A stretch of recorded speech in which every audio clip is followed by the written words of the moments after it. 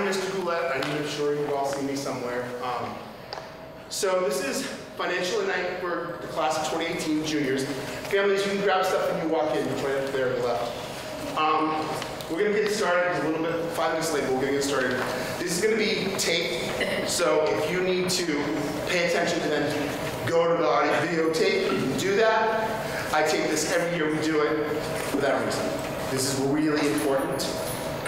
John from MIFA, actually not from MIFA. Hey, exactly. Right, I'll leave into that. So we partner with MIFA for this event so that I don't have to talk and they can. This process is the biggest part of your son or daughter's life so far. And I was talking today to a senior who said, why are you doing it so early for them? Because you did it in the fall for us. And I said, well, this is why. We got feedback from this event in the fall that said this would be good information to have last year as we went and visited colleges so I could ask questions as a parent. And I'm like, that's a really good idea. So that's why you're here in the spring. So in the summer, when you're going with your child to visit colleges, the child is not interested in what you're about to hear. They're looking at what color the walls in the dorms. How big is the school? Is the food good? Am I cute? You're looking at how am I going to pay for this? They're going to bed at night, not worried about how they pay for it. You're going to bed at night, how am I going to pay for this?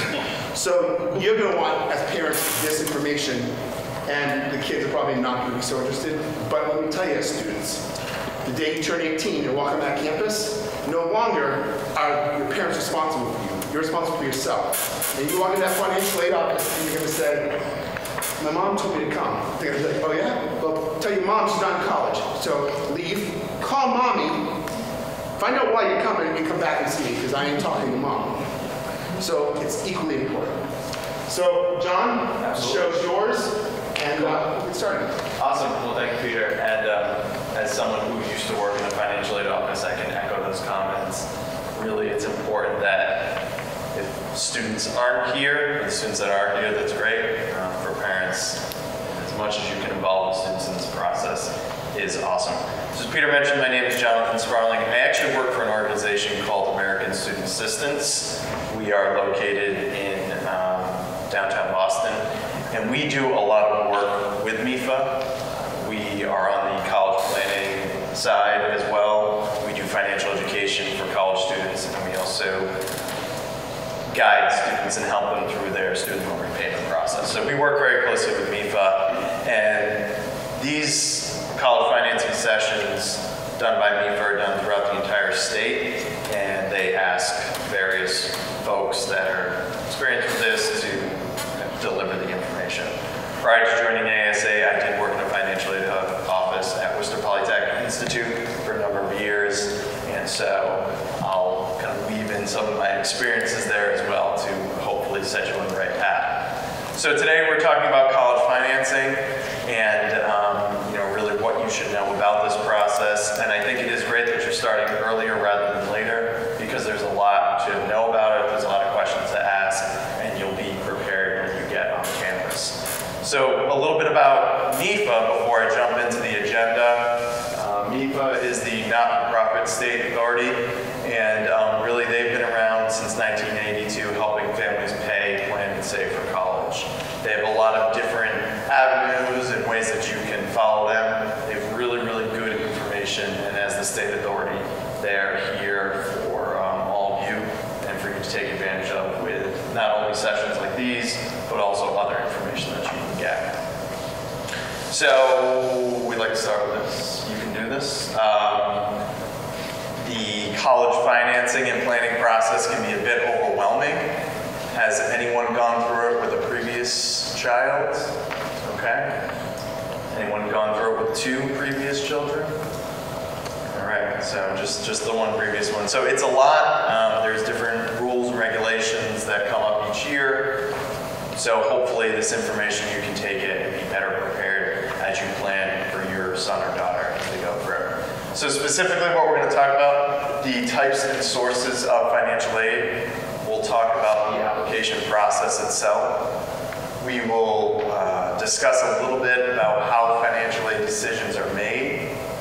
We'll talk about actually paying for college and explain some different options that you do have, and then we'll end with some free resources that you can utilize as you go through this process.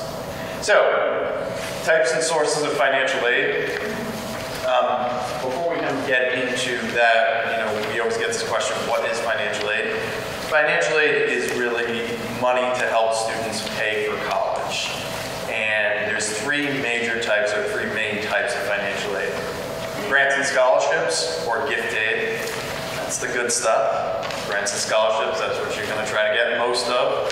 That's the stuff you don't have to pay back. That's the gift aid, the free money, etc., whatever you call it. You want to try to max out that type of financial aid. Work study, a popular form of financial aid. When people think financial aid, they're like, oh, work study, work study, work study. It is a source of financial aid. It's considered a type of financial aid. I can tell you that from the federal government standpoint, since they are the ones that provide a lot of those work study funds to the individual campuses, that pool of money continues to get less and less every year. And so while you may qualify for federal work study, the college or university that you apply to, it will most likely not be a significant amount of money. We'll talk about how federal work study works in a little bit. And then the last one is student loans. So unlike the gift aid, scholarships and grants, student loans are what you have to pay back. And so student loans are available to you, to students. There's also private loans out there, again, if you need those to help cover the bill. But student loans are what you want to try to minimize, obviously, because you're paying that back. Not only that, but interest. So those are the three major types of financial aid. Again, ideally, you're maxing out the top of that. So let's talk a little bit about the grants and scholarships, and within that category, there's a couple different types. So the first is merit-based aid, and this is really a grant scholarship that's awarded in recognition of student achievements.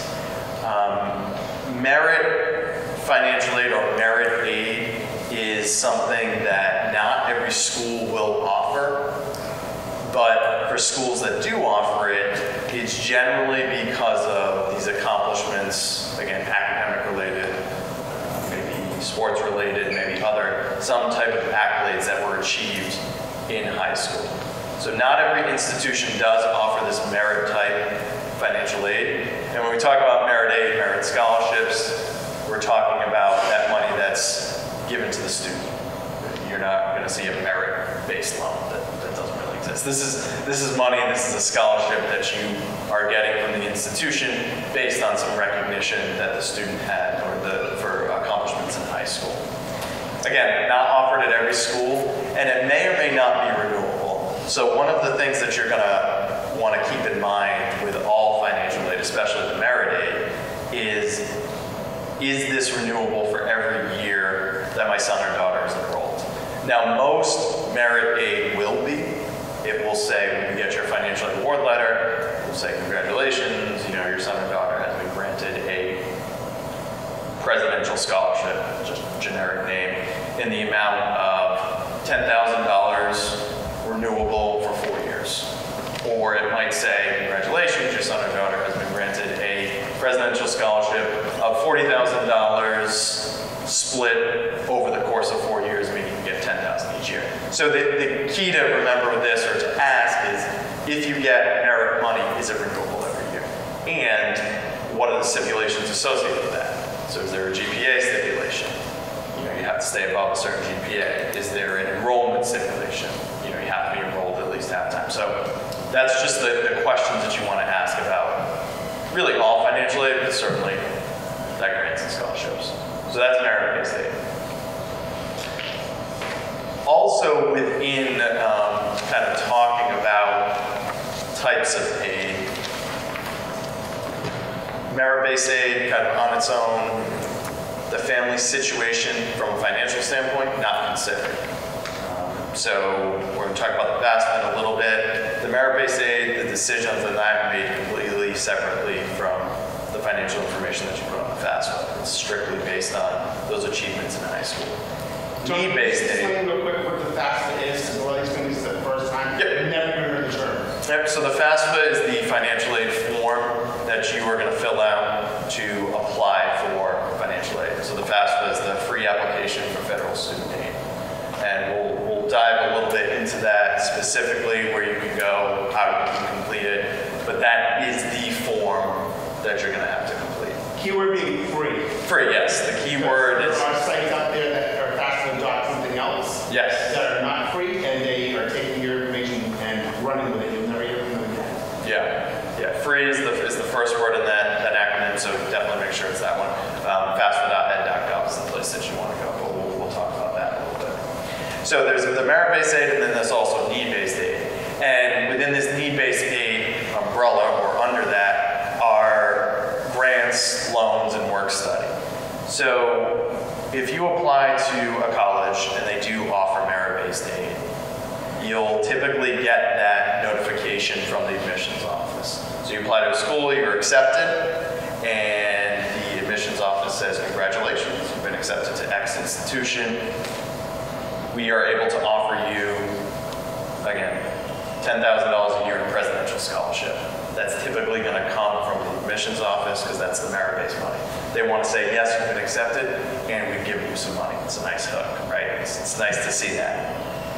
In a separate process, based on that FAFSA, when you fill it out, that's when you're going to be reviewed for this other type of financial aid, this need-based aid.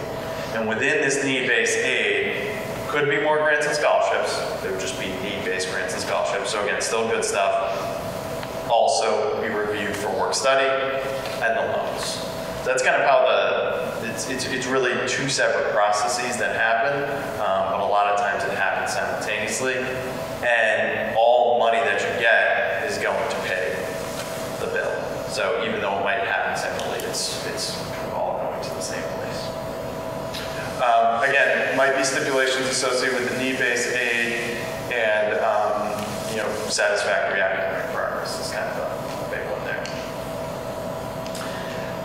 So let's discuss a little bit about the sources of financial aid and where they come from. 4 major sources of financial aid. The first is the federal government. So the federal government offers different grants.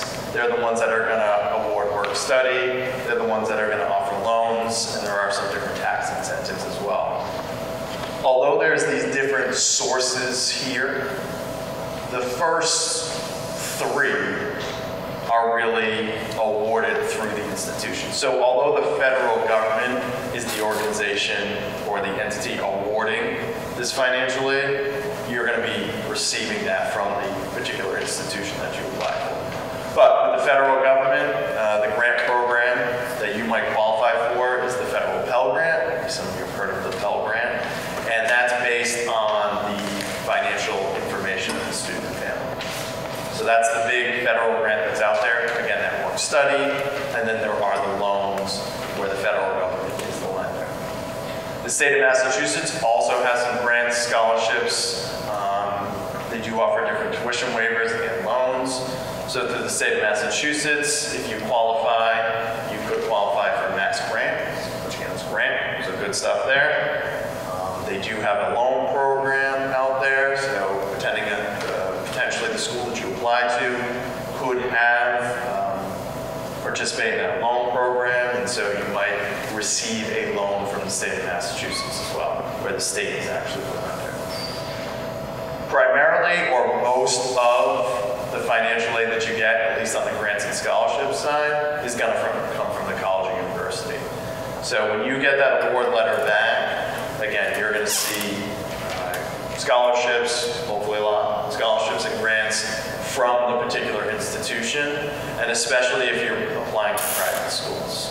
So private schools are going to have a set amount of money each year that they're utilizing to award grants and scholarships to the applicants. So really it comes from these 3 major sources: the federal government, potentially the state of Massachusetts, as well as the college and university that you are attending. And the last source where you can get financial aid are other agencies, which seems kind of vague. But this is really if you're applying for outside scholarships. Now I will give my 30-second plug on outside scholarships.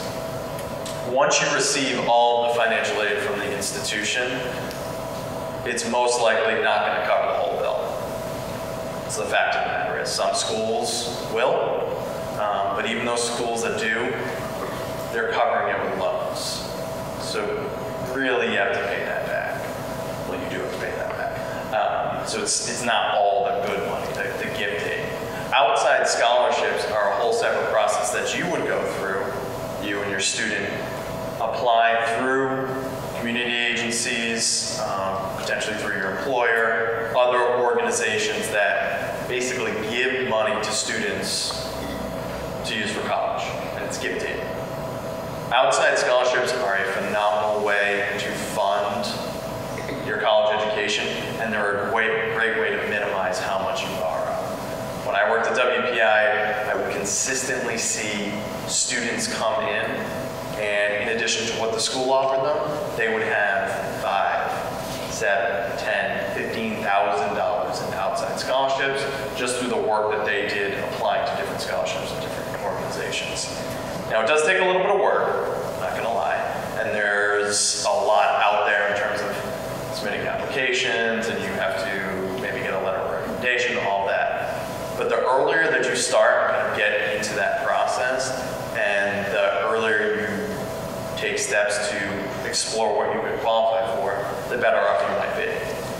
And also, don't push aside those smaller scholarships. So, you know, everyone every year, a lot of people apply for the big outside scholarships. You know, ExxonMobil always has one of 20 or 25,000, or, you know, name another big firm or organization, they might have these really large scholarships, and you can certainly apply for them, but everybody else applies for them as well. So don't forget about those smaller $500, $1,000, $750, because if you can secure a lot of those, then obviously that adds up. Is there some website or list where you can find these? Yep. So on the guidance website, there is a link to, I think it's FastWeb. Yes, FastWeb. So it's a link to FastWeb, and it's a college scholarship. Gone are the days where you have to go to the Boston Public Library's basement and go through books and books and books of scholarships. Your student can sign up for FastWeb. They create a profile for themselves so that they work with the College Board, and then they sit back and let FastWeb send to them scholarships. You're going to get tons of offers of them. But that still takes work. You don't have to go looking for them anymore because they're coming to you. But you'll get an email that says, is a 98% match to your profile for a scholarship. And you're like, great, 98% match, that's awesome. Well, that's great, but you're not a black woman. And that's the 1%. You know, so you still have to read the scholarship because it may be a complete match, but you're the wrong gender or you're the wrong ethnicity. So you still have to do the work, but they can come to you rather than you going searching for them. And there's a link to that website on our website. And I would, students, create, for this 1 year of your process, create a different email address so that only college stuff goes to that, so it doesn't get lost in your regular email. I love it. Yeah, absolutely, because there's going to be a lot, right? Applying for outside scholarships, and then the agencies might come back to you and different things like that. But we had a large Xfinity scholarship, Comcast Xfinity. We had a winner this year for that scholarship. Oh, that's a large scholarship nationwide that you wouldn't think. Yeah. You only can nominate one per school, and we had a winner this year. So it is, you know, possible. It's possible, absolutely. And so don't, you know, and I don't want to say don't go for the big ones, but just be mindful. Some of the big ones that are popular, like Toyota, Coca-Cola, Dunkin' Donuts. Right. Yeah, absolutely. So in terms of the kind of the financial aid breakdown, so this is 2014-15 stats, so a little bit updated. Total financial aid awarded was right around $184 billion. You can see the breakdown of what was awarded. Unfortunately, the largest bubble is federal student loans. And so it's a major component of financial aid. Not too far behind are federal grants and institutional grants and scholarships, so that's good. But you can see that most of the, at least on a percentage-wise, is coming from student loans of that $184 billion in total financial aid for the 14-15 year. So again, just to give you an idea. And you can see these private grants, 6%. You know, every year, experts say, people say that millions of dollars get unawarded because because scholarship organizations and companies that want to award scholarships just can't find an applicant that they deem eligible based on their criteria. So it really does behoove you to kind of take some time to research. But you know what, and on top of that, I'm just gonna put it out there and be honest, kids are lazy, okay? We have our local scholarships for this school that are only for this school. We have 113 seniors. A month ago, we put that application out there. It's a 2-page application, no essay. As of Monday, we had 14 kids. And we asked these kids every day on the announcements, the piece of paper outside of Goulet's office and guidance. I tweeted it, I emailed, like it's due on Monday. We have 17 now. And they're lazy. You gotta do it. Yeah, you gotta take that initiative, and it's really, really important. So, questions on the breakdown? Yeah, which of these grants are just for taxable? So, none of the grants that pay for, that go to financial education costs are gonna be taxable. If you're receiving financial aid that's going to pay for tuition and fees and covering that, it's not considered a taxable expense when you file your taxes or when your son or daughter does. So if you receive money from the school, it's not taxable. It's paying educational related components. My stepdaughter's freshman this year, she's getting some grant money. Yeah. I did a tax for her.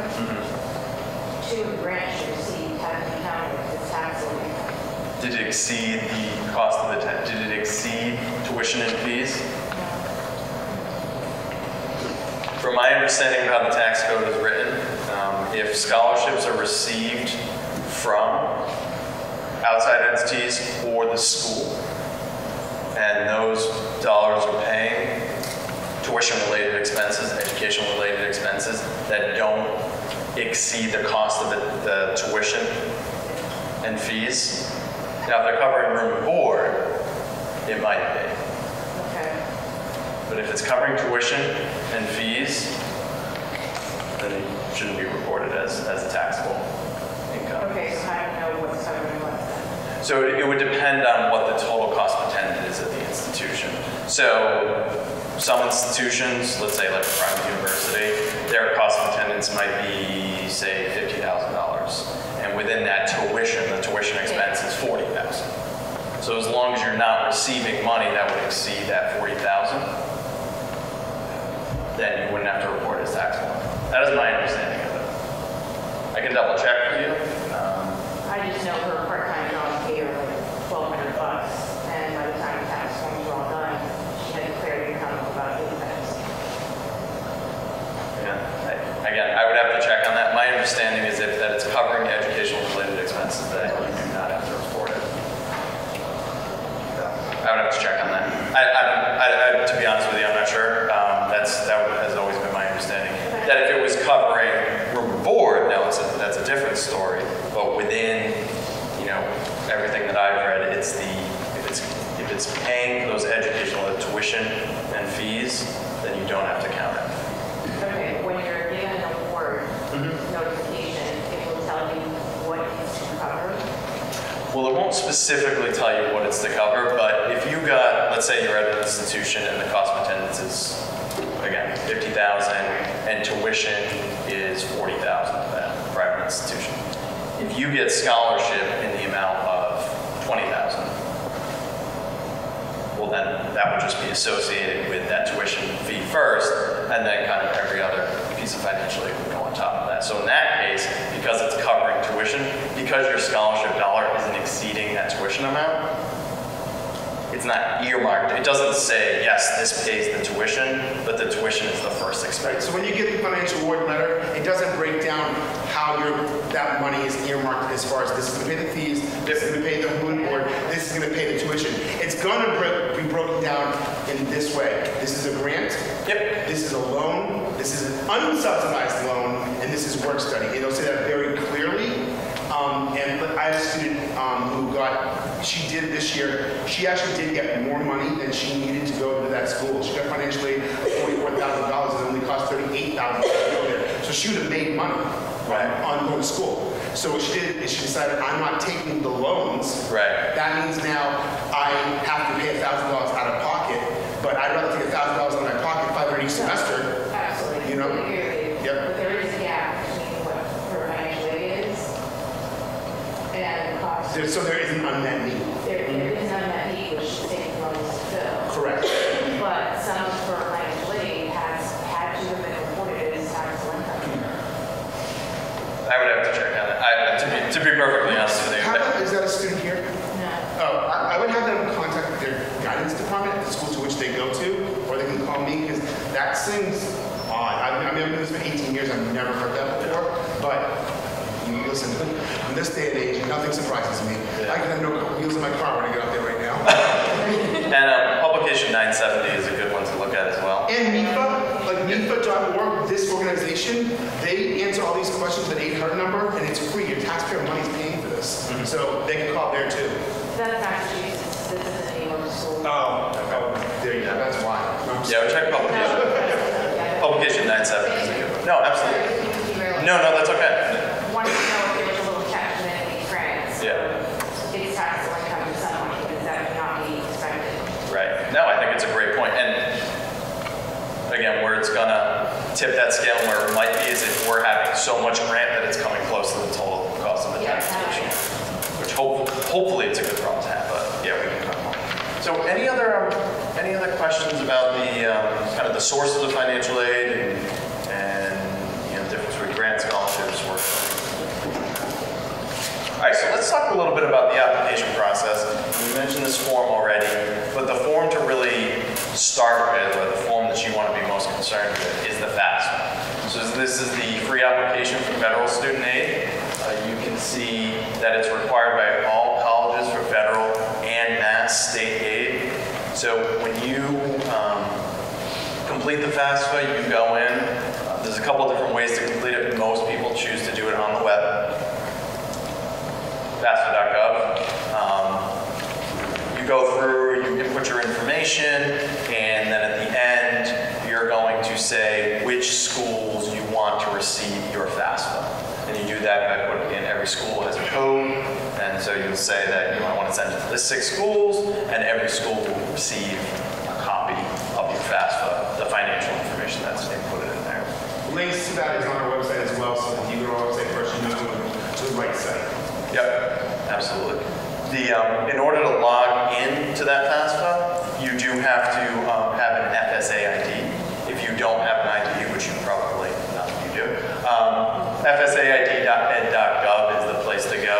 That's basically the ID that you're going to be using as your way to get into the FAFSA. It's also going to be what you're using in years in the future. So the FAFSA is a form that you're going to complete every year. And again, with that income information. Now, new this year, I didn't put it there, but new this year is that in the past, when you were completing the FAFSA, it was based on the previous year's income information. And so there was a lot of difficulty with that because you would be filling out the FAFSA for, let's say it was this year, the 17-18 academic year, and you were using 2017 income data. And that's tough because you might still be doing your taxes and it's tough to estimate that. New this year is that they actually push the data that you're reporting on that FAFSA, because it's financial information of you, the parents, and the students, basically 2 years back. So for all of you who are going to be looking at the 2018-2019 academic year, again, so thinking forward basically 2 years, you're going to be using 2016 income data. And the reason for that is that, again, there's not really that overlap in tax information, so hopefully by that time your 2016 taxes are done, and they're kind of in the system, and so you're using that income. And the other nice thing is that if you are able to do it, when you go into the FAFSA, there's actually the option to link with the IRS database and the income information. You can transfer some of that financial information right into that FAFSA. So you can, but you can't. I just tweeted that out yesterday. I got a memo. Okay. You can. There's a button there you can hit. The IRS has closed it. And it will not reopen until probably October because it's not secure. And they found out the hard way this year with the class of 2017. So they immediately closed that option and they are trying to fix it, and they just said, we're not going to be able to fix this until probably October. So the button exists, but it doesn't work. And that's new as of yesterday. Well, thank you. How about that? I have no life. Well, hopefully by the time you're filling out the FAFSA, it'll be fixed, but that's good to know. It's funny, it took like 25 years to get it right. So the systems used to never talk to each other. Surprise, surprise. And it took about 25 years to get them to talk to each other. And I guess it's not secure. That's sad. But anyways, hopefully it'll be fixed by then. The FAFSA also new this year is that you can begin completing the FAFSA early rather than later. It used to be after the first of the year, after the first of the calendar year. The FAFSA will actually be available beginning October 1st. And so you can go in and you can start to complete the FAFSA. You can start filling it out and save information as you go through, kind of get into there and look at exactly what you need to include. Kind of general information of what's going to be reported on the FAFSA. You can see citizenship status, college you're applying, parents, information, income. Again, 2016 for the 18-19 FAFSA. Assets. Include your savings, checking, investments, and other property. Do not include your primary home value, any retirement, life insurance, or value of a small family business. There's more kind of guidelines about what not to include, but generally speaking, these are the things that we would see all the time. We would get transcripts of the FAFSA, and we would see that, there was a lot of asset information. We'd go back and we'd kind of explore it and be like, oh, they included their retirement. Do not include that. Do not include the value of your primary home on the FAFSA. Okay? So it's just really, really important there, because if you included your FAFSA numbers, then obviously your assets would be kind of inflated. The other financial aid form that you may have to complete is called the CSS Financial Aid Profile. So this is required by a lot of private colleges and universities. So in addition to doing that FAFSA form, you'll have to complete the commonly referred to as just the profile, or the CSS profile. You can see there is a fee associated with this as well. With this, I shouldn't say as well. The FAFSA is free. There is a fee associated with this. And again, it's going to be required by some colleges, primarily private colleges and universities. So here's the deal. The FAFSA over years, and it's continuing to be simplified, right? We want to make it as quick as possible. We want people to complete the form because it's so key and it is the form to do. Private colleges and universities like, okay, that's great, but if we're going to be giving more grant and scholarship money from our own endowments, then we want to know a little bit more about the family's financial picture. So a lot of them will require this CSS profile. Fair warning, it's a bit of a bear to complete. It asks for a good amount of information. The good news, I guess, is that most colleges, I would say most colleges are only going to require it in that first year. So again, WPI, you had to do the FAFSA every year, but it was only before that first year of enrollment that you had to complete the CSS profile. And again, it's because a lot of colleges and universities will use this profile to determine any need-based aid from their endowment. So what are we going to reward the student based on financial information that you put in here? For this, depending on the school, they may look at your primary home value, they may look at your retirement, they may look at the value of your cars. Some schools will do it. It's really up to their discretion what they're going to look at. So again, just be aware of that.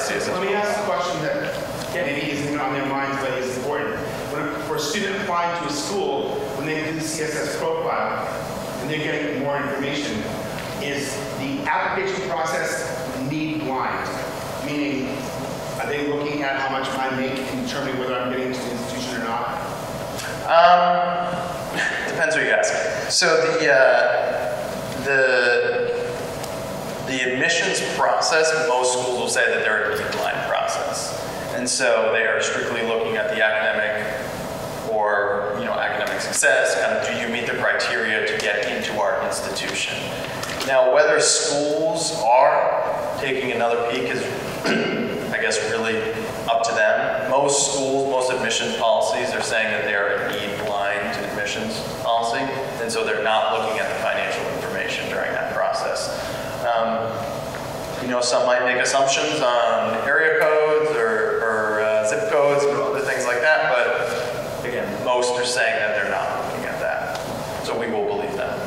We did it, I can say. Well, and I'm only saying because they're paralleling that to the schools and institutions now that are saying you don't have to send us your SAT scores. Sure. So you don't have to, but I'm telling you the colleges are making assumptions based on area code. Yes. They know the average SAT score 201,504, and they're making an assumption based on that. You really don't send them that information. Right, absolutely. Yeah, no, I agree.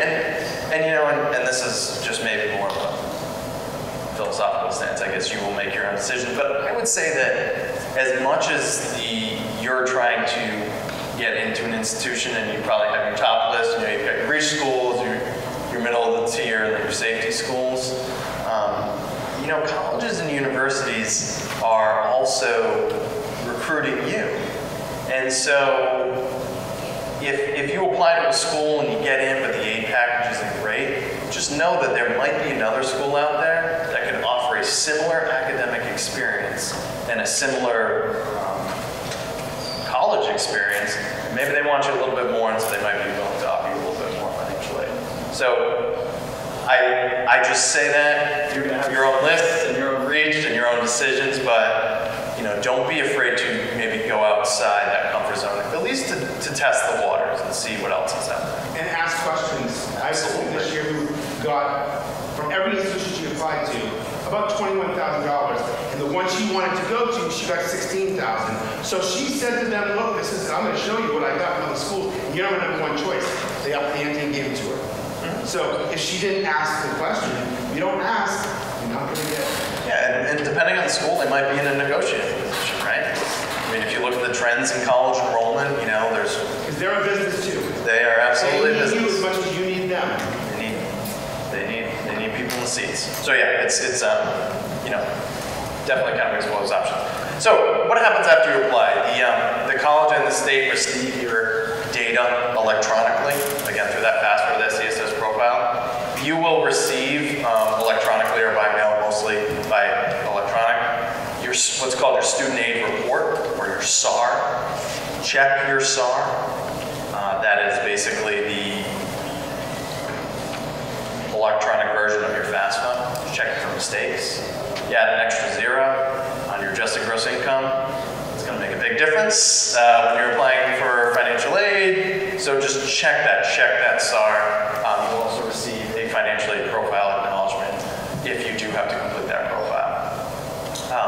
The college and university that you apply to will get that information. They'll get that information electronically. They'll download big reports. They'll go into their systems. They'll use that when making financial aid decisions.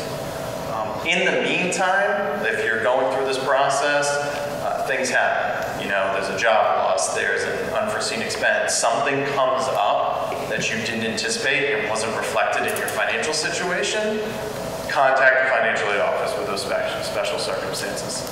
I can tell you that a majority of March and April, so this would be next March and April, you've applied to schools, you know where you're going, say that list is 7. March and April is exclusively focused on late applicants, don't apply late, and appeals. Appeals. Hundreds of appeals, thousands of appeals because of special circumstances, appeals for other variations. So if something does happen, contact that school and make sure that they know the most accurate and current information about you. Depending on the college you go to, they might ask for verification documents. These are basically documents that verify, yes, what you put on that financial aid application is accurate. is true, and so you may be selected for a process called verification. That's something that's kind of a ways down the road.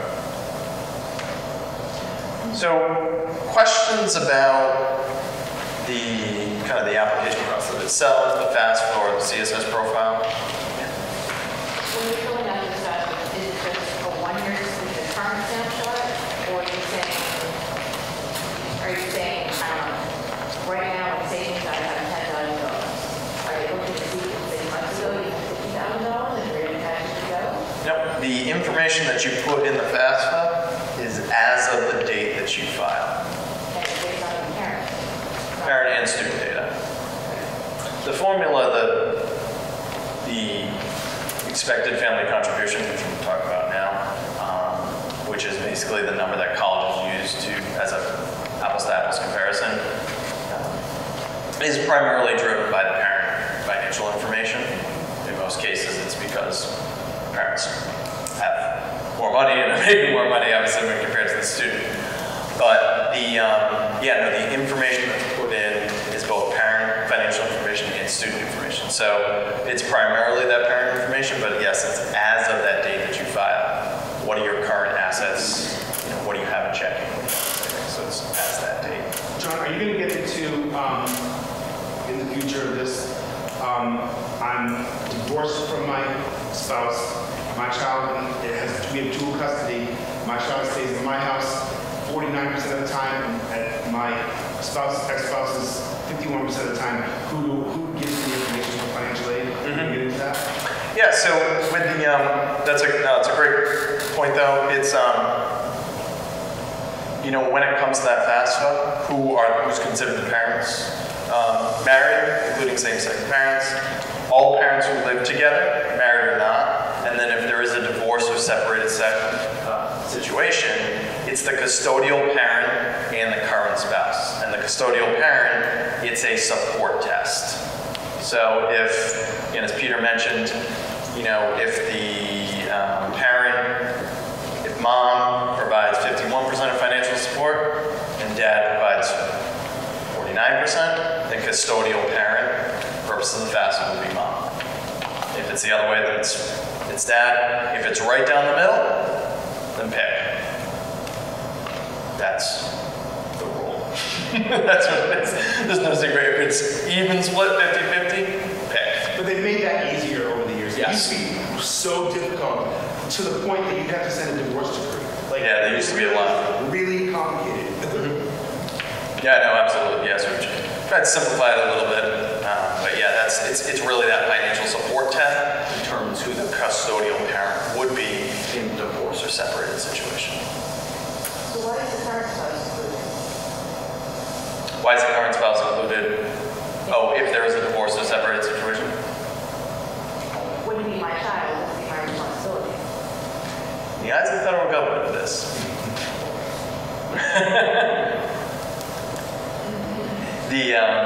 It's the custodial parent, and if there is a current spouse. I guess That's one of the things that changed as well. It used to be, go track down dad and get his information. My dad doesn't talk to me, well, we better start talking. Yeah. Yeah, I guess why it's counted, not entirely sure.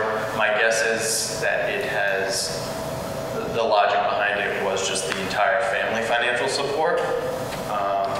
Maybe that was a line of thinking. I'm not actually sure, why that rule does exist. But according to kind of the regulations that are out there, it's the custodial parent and if there is a current spouse in that household. All right, so let's talk about how financial aid decisions are made. It really all starts with that cost of attendance. And the cost of attendance, as we talked about a little bit earlier, are the total expenses for 1 year of college. So for most, the largest cost is tuition. That's the big one there. But it's also going to include room and board. It might include, some schools build in a transportation fee or a transportation expense allotment. There might be lab fees. There might be travel. A lot of different things built into the cost of attendance. But But again, it's tuition, room, board, those are the big ones. And fees. And fees, yeah. And so it does start with that cost of attendance. And from there, it really goes into, so if the cost of attendance is up top, the next kind of number that is looked at is that expected family contribution. And the expected family contribution is a dollar amount that's determined based on the information that you completed the FAFSA. So it's a calculated amount the family has the ability to absorb for 1 year of college. So when you fill out all that financial information in the FAFSA, you put in all your financial information, your student puts in theirs, it basically spits out, gives to you a number. And that number is your expected family contribution. And based on the information that you put in there, building in some allowances and protections, based on some tables, it looks at your age, it looks at the number of the family, it looks at the number of college, it looks at the state that you live in, it looks at a whole bunch of things. It says, this number, the CFC, is what we believe the family has the ability to absorb for 1 year of college expenses. This expected family contribution travels with you. So whether you apply to a community college, or state college, private college, whatever it is, you have the same expected family contribution for all of those. So that's a number that's stated. The goal is 0. Yeah, the goal is 0, right? Yeah, so if you, absolutely. So if you put in that, you're like, 0. So if you put in that information and it comes back with 0, then based on the financial information that you put in, exactly 0. Now, the thing to remember about the expected family contribution, while that is the calculated amount the family has the ability to absorb for 1 year of college, it does not mean, and in most cases will not be the case, that that is the total amount that you'll be liable to pay. So we'll get into this in a little bit, but if your expected family contribution comes back at $10,000,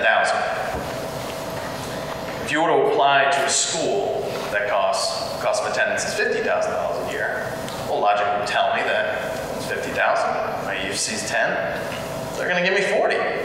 Seems easy enough, right? They're going to give me 40. It's going to be a combination of grants, scholarships, loans, different things like that. It's not the case. Most colleges will not meet full need. It's called meeting full need. Most will give you some, and then you'll have to absorb additional amount of cost in addition to that expected family contribution. So to give you a good an idea, I don't want to say a good idea, it might be misleading, but a couple of years ago, or maybe more than a couple of years ago, all colleges and universities were required to put on their site, it's called a net price calculator. And so if you go to any college or university that participates in the federal loan program, which is 99.9% that you'll apply to, you can put in some different financial information, they might ask for some demographic information, different things like that, and they will give you an estimate of what your net price of attendance would look like to go to that college. Now, a fair warning about these net price calculators, they are not always accurate. It's really based on just historical data of the school that gives you an idea of someone like you in the past 3 years would probably pay X to come here. Depending on, as you can imagine, the more information it asks for, the more accurate it would be. But if you go through a series of 10 questions and it spits back and says, here's your net price, there's a lot of variables that aren't considered in this. The idea was just to give you a general idea of what you might pay. So use this if you want, but don't be, if the net price comes back and it says you're going to owe $40,000 a year or $30,000 a year, don't let that be a deterrent on actually going through the application, because once you submit everything else, it might look very different. On the other hand, if it comes back and says your net price every year is going to be $1,000, and you get your award letter and you actually owe $20,000, you can't go to the school and say, oh, but I did your net price calculated and said $1,000. It doesn't really work like that. So again, some of them are more accurate than others, but it's based on how many inputs you have into that. And you can't use, let's say, Wellesley's calculator for Salem State. Right. The data's pulling from is completely different. Yep, it's gonna be kind of in all different. Yep, absolutely. So that's kind of how the so it's really those two big pieces. It's that cost of attendance and that expected family contribution. So cost of attendance, or COA, minus that expected family contribution, or EFC, equals your financial aid eligibility. And then college will fill in that financial aid eligibility with financial aid from all those different sources that we talked about earlier. That's kind of the general formula and how it works from school to school. So before I kind of show you an example, not of an award letter, but kind of how it all works, I want to talk a little bit about the impact of assets on the expected family contribution. So one of the things that you have to report on your FAFSA is assets. So current assets, and there's some stipulations about what to include, what not to include.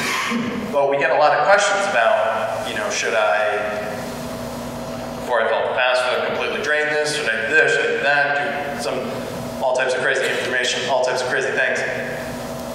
This just gives you an idea. If there were 4 in the family and 1 child in college, you can see, you know, family in 3 columns, family A, B, and C. The combined parent income stays consistent at $75,000. With the first example, the family has 0 in assets. Second, they have $75,000, and in the third, they have $150,000. Based on that asset information, you can see the impact or the change on the EFC. So if you double the assets, you're not doubling the EFC. It doesn't go up like that. You know, so if it's 0 or 75, 150, obviously the EFC is going to go up a little, but it's not going to go up. It's not a dollar for dollar trade there. So does assets have an impact on your expected family contribution? Absolutely, but not as large as some folks might think. What will have a larger impact on your EFC is really that income. So again, you're reporting current income, same example, except now the assets are the same in all of these, but the income changes. So you go family A is $75,000, family B reports $100,000, family C reports $150,000. You can see kind of the change in the expected family contribution there. So a jump in income certainly could impact that expected family contribution. Now, 2 notes on the EFC. So we always show this slide and people are like, oh, I'll just quit my job. And then won't, you know, don't do that. It's a bad financial strategy. But I will say that it could, you know, have an impact there. The EFC itself is again, it's a number that's used. It's used for that apples-to-apples comparison. Personally, and I'm not alone in this, it's not the most accurate representation of what a family can absorb, unfortunately.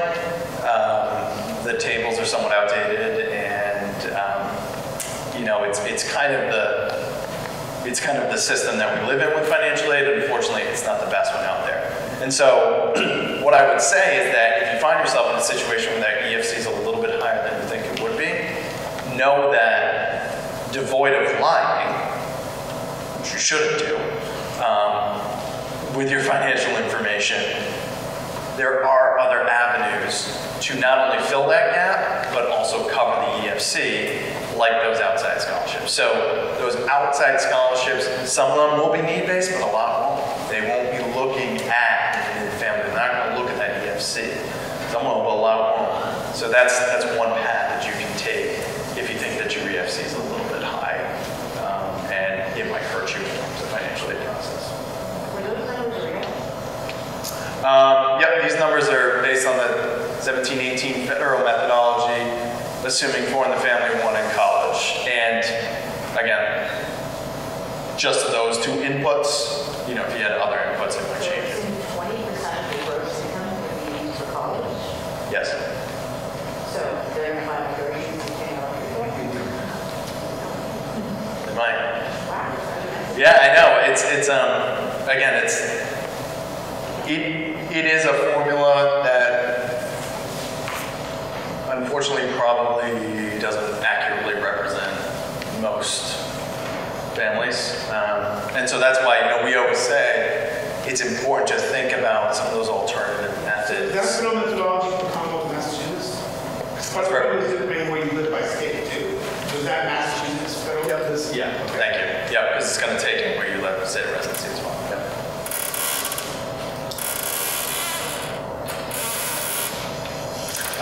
And really, we've talked about this already, but how this EFC works, and you can see kind of the difference here. EFC, let's say it's 5,000. It's going to travel with you from college A to B to C to D. So your eligibility is obviously going to be very different depending on the cost of attendance of that school. So again, your eligibility at college A, that cost of attendance is $60,000. Well, you have a $55,000 financial aid eligibility. You go down to college D, cost of attendance is $5,000, EFC is $5,000. So again, you won't have any eligibility there. But that EFC is the number that travels with you from college to college to college. The eligibility changes because the cost of attendance is going to be a little bit different. So I think, if you don't mind, when shopping for colleges, you can go back to that original. Yeah, of course. Don't be afraid so you look at the $60,000 school. That's a private school, obviously. It's not a state school. Don't shy away of that when applying for school. Because you have to understand, private schools do have money to give to students to go to their school. Whereas, let's say C or D, probably more like D, is a state university. So you would think, well, you need to apply to state schools, it's cheaper. Not really necessarily, because our taxpayer money pays for those schools. That's why it's cheaper. But our taxpayer money also has to do with some of those colleges. They don't give as much as the state school. And I have seen, I told the story, and I'll do it for 12 more years until I retire. I had a student who wasn't going to apply to Boston College, and that was her dream school. She was going to apply only to Salem State. And when she got the award letters back from both schools, she got a free ride to Boston College and had to pay $3,000 to Salem State. And the gap between how much BC cost and San Francisco cost was huge. And she went to BC for free. So don't let this scare you away from applying to two schools. Right. Let the financial aid award letters from the two schools decide where you're going to go. Absolutely. Yeah, no, absolutely. And 100%. There are private colleges and universities cost more, but they have more money to award. And so yes, absolutely. One more thing. Because of where we live, Rhode Island state schools give in-state tuition, not out of state. So keep that in mind. And if you're applying to a major that is not in a state school here in Massachusetts, that none of our schools in Massachusetts have, and that major, there's a New England agreement that if they have that major at another state university, in another state in New England, you will also pay in-state tuition because your state doesn't have that. And that's just an agreement between the 6 schools. And there's also another agreement, and all this is on our website, that if you find a school that's within 100 miles of the geographic area you live in, you can get in-state tuition as well. But they're not going to tell you that, you have to tell them. All right? Yep. Is URI considered an... URI is considered an in-state school for us here because of where we live, as is Rick. And when you get, Rick does a good job at, when you get the financial aid letters saying out of state, in state, and then there's a separate column for us that live where we live, or you, because I don't live there. Just in our zip code, or? 02777 on the other side of, in Swansea, on the other side of Rhode Island, has the same too. If you're a bordering community of the state of Rhode Island, they have that as well. So Rick now becomes a state school to you, basically. Main state school. And there's a link to all of that on our website as well. And I think, honestly, you might see more states doing that to try to attract students to state universities. Maine just did it as well. So right. You have to also understand the rules, the laws change in every state. In North Carolina, if you live there, applying to the University of North Carolina from here is hard to get into. It's like a private school. Because in North Carolina, it is state law that they have to accept 95% of their student body from the state of North Carolina. and then North Carolina sports, that 5% you're going to be a really good athlete. Or have a mom or dad that went there.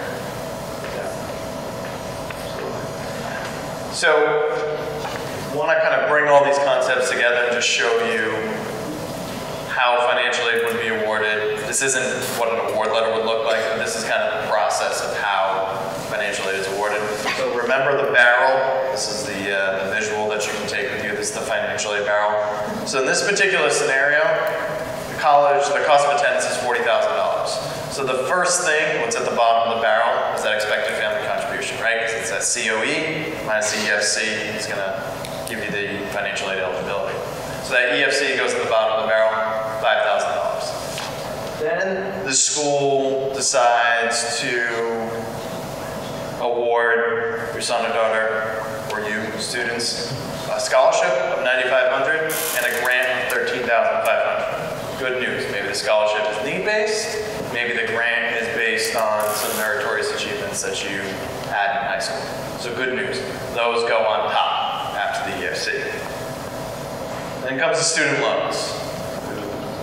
This is the money that you have to pay back, but again, it is considered a form of financial aid, so that student loan goes right on top. $5,500 is the number that we have here.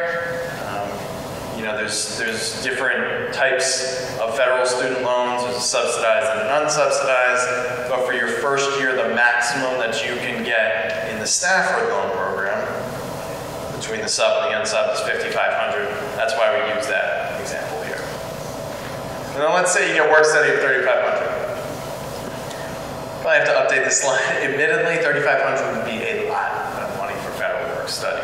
Now, the way that work study works is that unlike these other awards, or unlike these other pieces of financial aid, the grant, the scholarship, and student loan, federal work study is earned.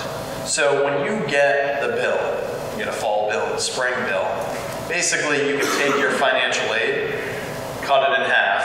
Half will be applied to the fall bill, half will be applied to the spring bill. It's just kind of how it goes. In traditional schools that bill twice a year, most do that. Work study, it doesn't add to the bill, right? The bill that comes. This is money that the student's going to get on campus. There might be a job fair. They might be assigned. You're going to work in the gym, and then you've got to figure out your schedule. This is money that they're earning, putting in their pocket. Now, what you decide to do with that, you have a decision. If you want to use that money and save it and pay the spring bill at some of it, it's great. If you want to use this as spending money, it's really up to you. But work study, that amount isn't applied to the bill. You're going to earn that money. So this $3,500 in this example, that's the maximum that you could earn over the course of the year. Obviously, you could earn under that if you don't work as much to fulfill that. That's why I said the $3,500 is a little high. But when they build the financial aid package, they are assuming you're taking that money and putting it towards your bill. Yeah, absolutely. That's part of the package. Right. They're assuming your son or daughter will get their paycheck from their work study job and go to the financial aid office and say, here you go. Right. And they're assuming that. Now, my family said, I'll pay that work study, and that's your pizza money. Don't be calling me for money. Right. Or gas money or whatever. And built into that cost of attendance are miscellaneous expenses. So that's, you can kind of think of it that way. Does that guarantee the job?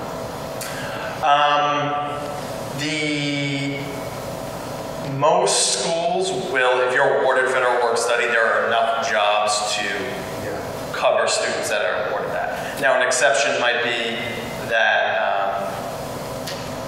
perhaps the student has to work a minimum number of hours, and if they can't, they might not get that money.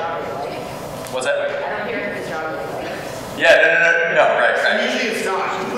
Yeah, and again, some schools that they assign, like, next student has to do this. The WPI, they had a job fair, basically.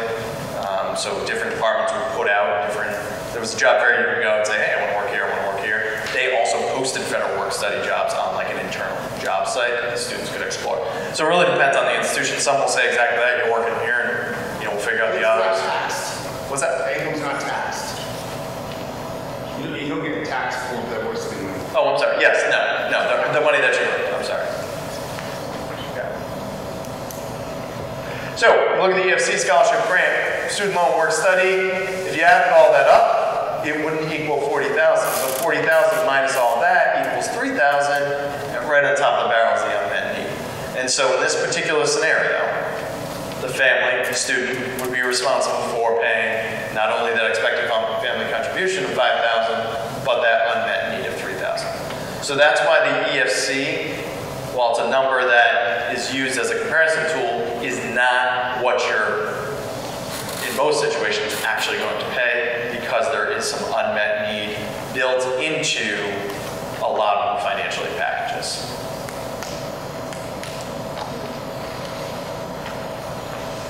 So questions about the barrel? Kind of the difference here? Kind of makes sense how it goes? With, generally speaking, this is how it's figured out.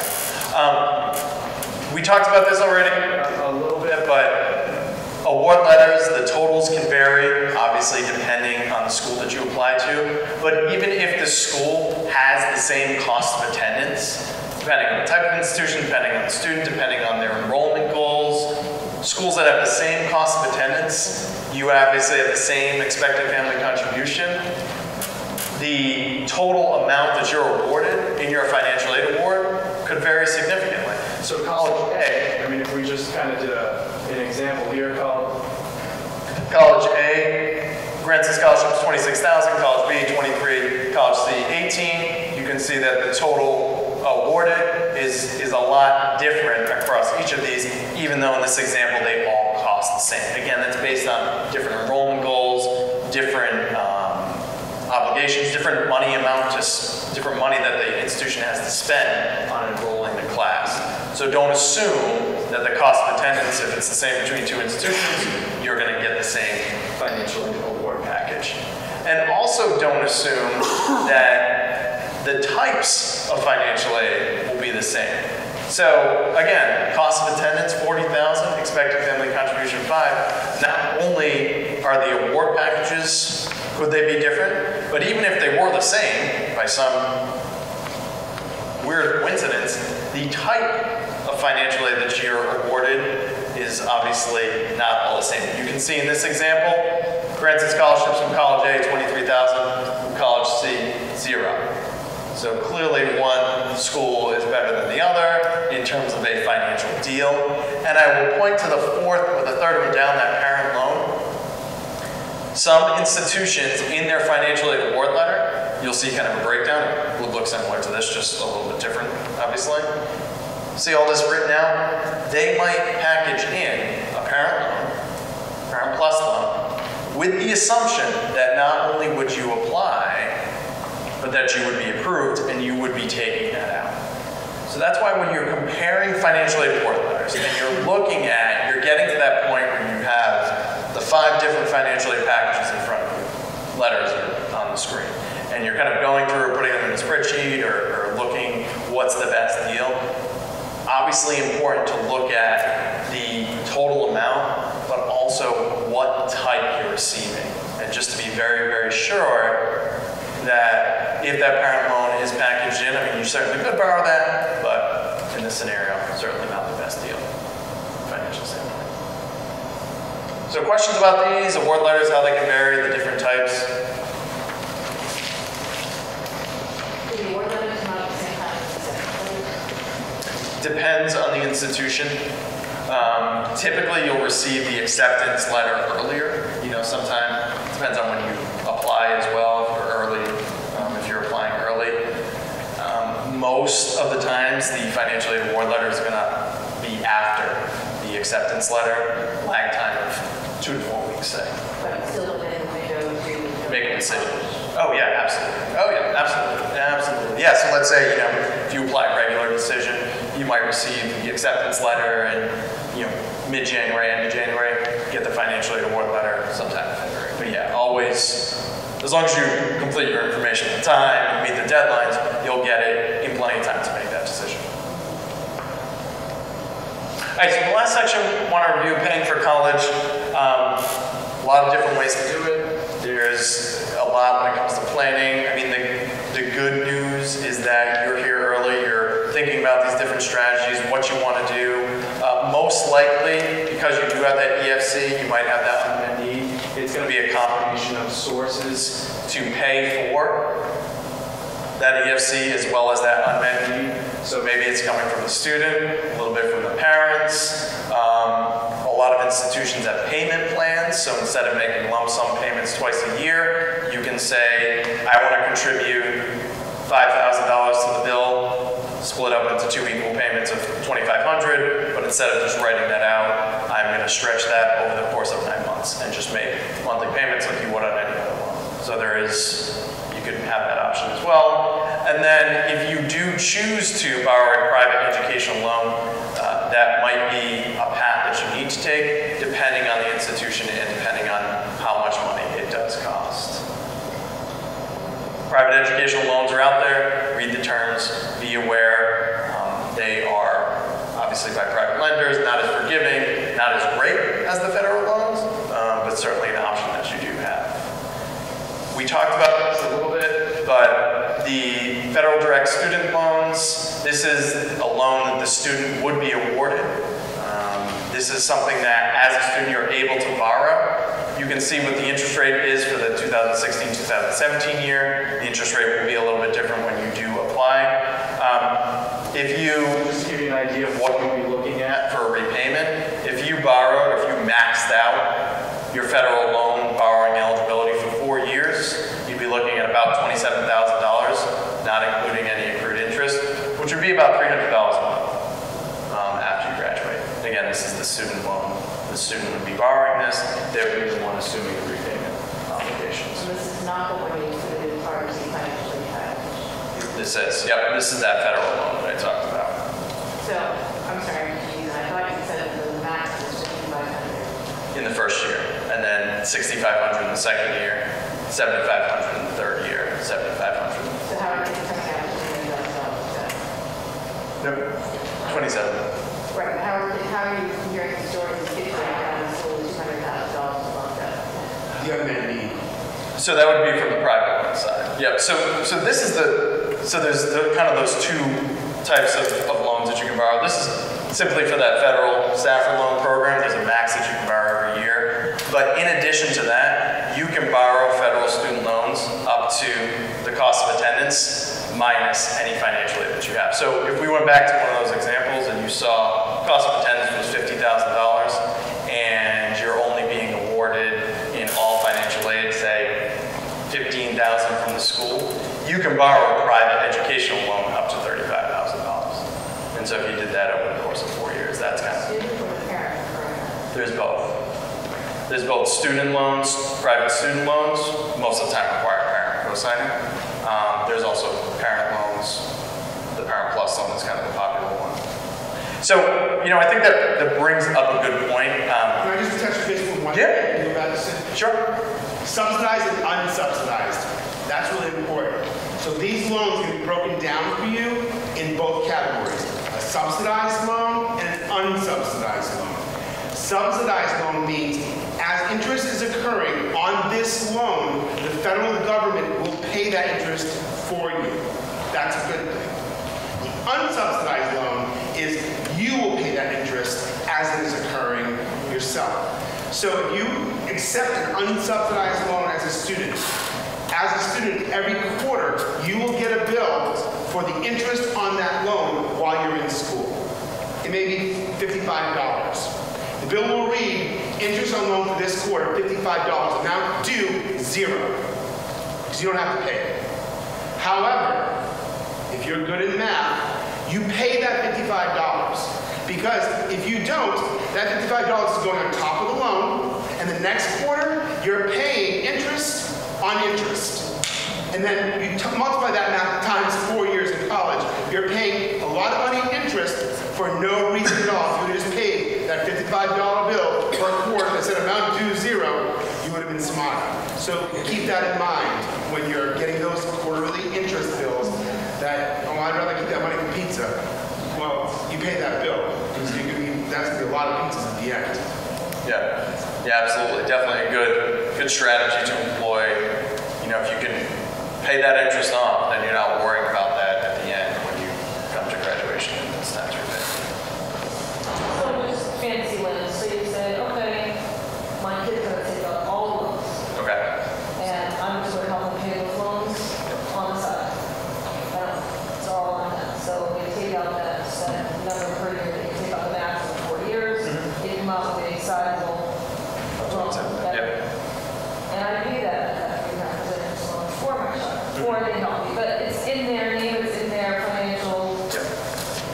They sign the promissory note. They're the ones that are on the loan. They're ultimately responsible if they didn't pay, impact their credit. So they're the ones on the loan. Now families have different situations. Mom and dad might help, and once you do graduate, they're kind of helping with that repayment. You can certainly do that. Kind of different. Are they getting a better deal than I would as a working parent with a lot more money? So the Stafford loan, the only eligible borrower is the student. And so, again, everyone's going to get that same fixed interest rate depending on, regardless of their financial situation. So that's for all students. Now, when it comes to, if you're talking about outside loans or private loans, yeah, most of the time, if you need to borrow additional money, you're probably going to have a better interest rate simply because of your financial situation versus your student. But for the Stafford loan, this is the loan, both subsidized and unsubsidized, that's guaranteed to any student who attends college, regardless of their financial background and financial situation. And students, you will not have to pay, after you graduate, you'll have 6 months of deferment time after you graduate before you start getting those bills. You'll have 6 months of getting yourself established, et cetera, before you have to start paying those bills. And never miss a bill. Never do that. This is the first time you're going to start building your credit history, and if you're $50 short, call them and tell them, and send what you can, but do not start missing these bills. It'll hurt you from getting a car, it'll hurt you from getting a house, it'll hurt you for the rest of your life. Are there any programs that are in the budget? What was the question? Are any programs at risk in the federal budget? So the short answer is I'm not sure. There's been talk a lot about it's a political answer. There's been talk for years about condensing the loan programs, getting rid of the subsidized loan program and just doing one loan. There's been talk about getting rid of federal work study because it's dwindling funding. There's still a lot of support for the federal Pell Grant, and hopefully will be because that's a very important grant. And let's be honest, it's the primary grant from the federal government. So immediate impact, no. We have at ASA we have a whole consumer advocacy and government relations team, and from their end they haven't heard any major changes to these programs, but future years are kind of TBD. Where you'll probably see most of the changes, if any, are in the student loan repayment plans. And that's not something you really need to concern yourself with now, but there's a lot of different student loan repayment plans for your federal student loans, and there's talk about condensing those and making them more streamlined. Can I come back to your point just for a second? So I think your point was the loan should be on the student. This is the student's education. So let's say my daughter and I have a flat out disagreement. I'm saying I can put up X. She's saying I want to go to $50,000 year school. I don't care how much aid I get. And I'm like, go for it. But I'm not paying $50,000 a year. Can't do it. She takes out, is there an ability for this student to take out private loans to cover the gap that I am not responsible for paying? That I think what you were saying is you can help them pay, but not my debt. And if I have to co-sign it, that becomes my debt. If they bail. So there are private student loans that would require just the student to co-sign. The student obviously has no income. Sure. Now, No credit history. and no credit history. The chances of them getting approved for that loan, again, private loans, they're always approved for the federal staffers. But a private loan, the chances of them getting approved without a co-signer and no credit history, no income is very, very low. And you can't consolidate private loans later either, right? You can consolidate them together. There's different refinancing companies that could. That whole private loan is great, but be careful when it comes down to consolidating. They're not as easy to consolidate as. They're not as easy, although there's been more and more companies buying up private student loans and offering consolidations and depending on them. So maybe I need to have a freshman meeting like this and say, if your kid's gonna buy a car, don't buy it for them, let them take out a loan. Even if you pay for the car, they're at least getting a credit history, so when it comes to this, they have a credit history. Right. So to answer your question, I mean, it is possible for the student to get that. If they are approved and they little credit history, little income, obviously, it's private loans, the interest rate's going to be super high. It'll probably be a variable interest rate. So it would be possible. It's probably not a good financial decision for them. Right, but there needs to be a financial reality check for some of these kids. If you're going to, This is why you're here before the process starts. Because these kids are not doing what you're saying. They're looking at how beautiful this campus is and not how much it costs. I can't even get her on campus. She's saying, I want to go to Ohio. Okay, which school in Ohio? Oh, I don't know. Right. Ohio? It's better than Hawaii. Sure. I understand. You go to Ohio State, why didn't you apply there? What's the next up? I don't know. Where is it? I don't know. Okay, but I want to go to school in Ohio, not at Ohio. Right, right. But there's got to be some logic or some rationale that you just, I'm still paying for my grad school. Sure. I'm 50 years old. I graduated 20 years ago. Yeah. So they're going to get counseled, just so you know, from us, if they say they want to go to school, Ohio West. From us saying, that's fine, do you. But realize for the first time in your life, you may not be sitting with your family at Thanksgiving dinner because you can't fly home for 3 days. It makes no sense. So eat that turkey. The financial reality is, some of these schools are, a $10,000 school now is dirt cheap. Right. And once they're undecided on their majors, think a community college is beneath them because all they picture is these mass keggers and frat parties that they want to go to. Yeah, I mean, Okay, but you've got to have some sense Sure. of reality. I don't know what's being communicated through the school, it's not that's you, I just know what's happening, because I don't know. Okay? What is the reality of this? yeah, I mean, I would say that any personal experiences that obviously, and then real life stories from students who have gone through it is entirely appropriate to share. I would also just caution, and I think it's a good example about, just because it's a school out there, they might be looking for that student, and they might offer a good financial aid package. I want to go to this school in Ohio for this reason. Right. I will fly her out there and we will go talk to them. Yeah. But she's telling me I want to go to the state of Ohio, not Ohio State. Right. Yeah, and I think, This is why she's telling me I want to go to Hawaii. I said, I would check her, like, who she's talking to on mine account. What's in Ohio? I don't know. yeah, no, there's a lot out there, and schools are very good at marketing. Yeah, but it's not a school, it's a state of mind. But Right. the point is, I'm not paying for my education. Right. I get 10,000 less. First time in my life, I'm under $10,000 in student loan debt. That was a big threshold for me. Yeah. But it's taken me more than 20 years Right. because I didn't pay it all. I deferred. Yep. Run into financial problems, you get forbearances every year. Just so you know with that, because I guess this is more for parents and their education, you can log in to the website of your loan and see the breakdown and how much the interest rate is for each one of them. And because that's what I do. And I send a little bit more money online, not through the normal pay process, and I earmark it to the highest interest one to pay that down first. Which is why I got another 10 grand. Right. The point being, it just as an example, a real life example. I got my, undergrad, my parents paid for it. Grad school, I paid for it. I came out in 1998. Yeah. I'm still paying for it, $10,000 still. Yeah. You know what I do is I get it through my credit card. I get a 0% interest check for a year.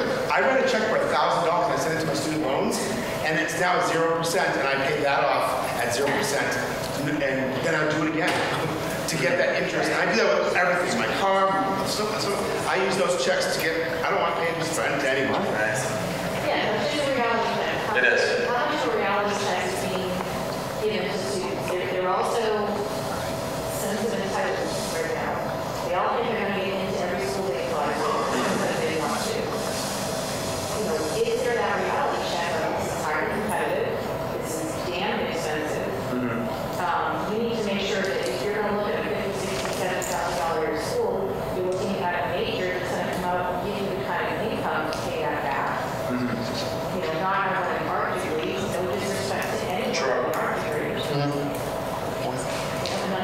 So if you're having if anybody's having those conversations at home and they're difficult ones, please call, email Mr. Tilly or myself and come in, and we'll help you with that conversation. Because we're giving the message to students, the world is yours, but there's also a reality, and that's why it's a family decision. You know, again, I've had students that have gone to Hawaii, and they thought it was great. Well, they transferred back to the University of Maine real quick. From Hawaii to Maine. Really. There's no hockey in Hawaii? Surprise. And you know, I think one of the things that helps sometimes is seeing that financial picture right in front of you. So when you apply to those schools, you get those aid letters back and seeing, you know, not only you're looking at X amount for 1 year times 4 at least, plus interest paying back. So to see those like real numbers in front of you, I think sometimes can hopefully help and send that message. So I want to be cognizant of time. Just a few final resources for you. FAFSA Day, be on the lookout for those. They're run in the state of Massachusetts. Help completing your FAFSA. We're going to have one here. Yes. And last year was the first year that we, as a school, participated in FAFSA Day. We're the only school in this area. There were no schools in this area that offered it. So I was like, let's get on the map, get on the map. And we're the second largest school in the state that helps students. FAFSA Day is in October on a Sunday. I give up my day, I come in and open the library, and it's an open forum. You can come in and do your FAFSA here in the school with financial aid officers that work at our partner colleges that will sit there and do it with you. It takes the stress off everything. All you need to do is get that ID first and come with that ID. that FSA. It's in October, and I can't remember the date specifically. Matter of fact, I don't think they even published a date yet, but I promise you, you'll be given a date. Because I email it, I tweet it, I put it everywhere. We also have, through MIFA, they're paying the college bill seminars, so this will be right around this time next year. No, so MIFA doesn't allow us, because it's free. We have to choose. Do you want it in the spring Oh, okay. or fall? So I did it in the spring, so you can have this information when you visit schools in the summer. Because of that, we won't be able to offer it through MIFA, but guess what? I have a copy of this, and I get a voice, and I can do it again. I can do it 100 times, and it's being taped. So the resource is there for you. And then there's also these as well. These are a little bit different than this one. This will talk specifically about once you have the bill, some little deeper dive into some repayment options. So be on the lookout for this. And you know, I would really say that register for me for emails. They have really good information. They're going to send that to you. You know, they just have good information. It's good stuff to stay on top of. It's good as you're going through this process, going through this journey. Just to know that you obviously have, you know, Peter, your school here. You have MIFA as a support, and you also do have the college and universities that you apply to. So again, ask questions when you're on those tours. Make sure that you're bringing this up. You know, when I started in financial aid, almost no one talked about finances. By the time I ended, it was the first question. And so I think everyone's more aware of it, as they should. They should have been for a while. But it's a good thing. So have that dialogue early and often. I want to thank you. There are evaluations. Please fill them out. They help us make better sessions and, you know, as we think about them. So thank you. If you have any other personal questions you want to ask me, I'll be hanging out for a little bit. But other than that, good luck. Enjoy the rest of your year.